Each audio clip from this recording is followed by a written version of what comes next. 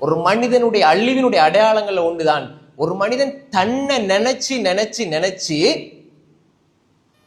பெருமை அடிப்பது. இது இன்னைக்கு இருக்கிற பெரிய ஒரு நோய்.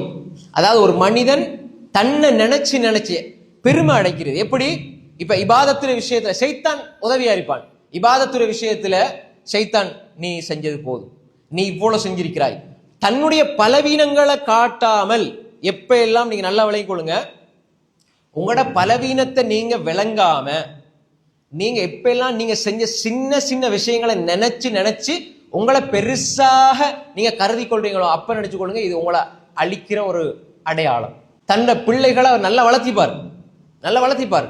இன்னும் இன்னும் மௌத்து வரை அந்த பிள்ளை நல்லா இருக்கணும்னு பயந்து பயந்து வாழ்றதுக்கு பதிலா வார போறாக்கள் எல்லாம் கூப்பிடு, என் புள்ளை எப்படி வளர்த்துக்கிறது தெரியுமா, என் புள்ள புடி, என் அந்த புள்ள புடி, ரெண்டாவது புள்ள புடி. பிள்ளைகளை பத்தி பெருமை அடிச்சு நாங்க யார்ட்டையும் பேசக்கூடாது.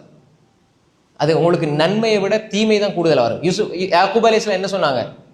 பிள்ளைகள் இவ்வளோ 7 to 9 பிள்ளைகள் இருந்தாலும் பரவாயில்லை, நீங்க அங்க போற நேரம் ஒரே வாசலால போவாதீங்க. இதெல்லாம் இந்த ஆம்பளை பிள்ளைகள் எல்லாரும் யாக்கூட மகனா அப்படின்னு நினைச்சு கண்ணூர் பட்டாங்கன்னா கண்ணூர் உண்மை. அது கண்ணூர் உண்மை என்பதுக்கு குர்ஆன்ல இது ஆதாரம் வருது, பல இடங்கள்ல இருக்கு. இதே மாதிரி இன்னொரு இடத்துலையும் குர்ஆன்ல சொல்லப்பட்டு இந்த இடத்துலையும் யாக்கூப் அலைஹிஸ்ஸலாம் சொன்னாங்க, என்ன நீங்க ஒரே வாசலால செல்லாதீங்க, பல வாசலால செல்லுங்க. ஏன் ஒரு வாசலால போனா என்ன போகலாதா? போகலாம்.